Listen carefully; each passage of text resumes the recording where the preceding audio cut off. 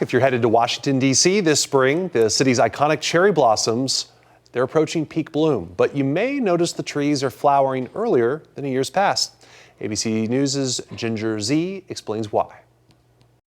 If you've been to Washington, D.C. in the early spring, you've probably seen the glorious cherry blossom trees flowering along the tidal basin. The annual bloom comes with plenty of fanfare, even its own festival. It's breathtaking, to be honest. But now it's all happening earlier because of climate change. The National Park Service has been recording data on the trees' peak bloom since 1921, which was just 9 years after they were gifted to the U.S. by Japan. The average peak bloom is April 3rd, but these days it's coming sooner.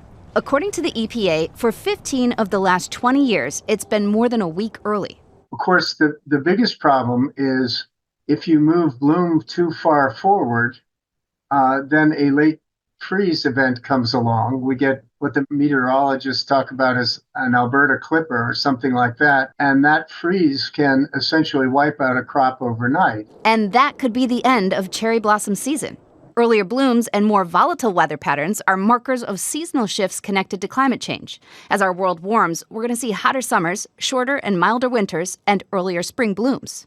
This year's cherry blossom peak bloom is forecast for a few days sooner than average, between March 28th and 31st. Last year, the trees bloomed 2.5 weeks sooner than average. Despite potential challenges from an early bloom, horticulturist Chris Walsh thinks people are still going to turn out to the tidal basin to see the flowers every spring.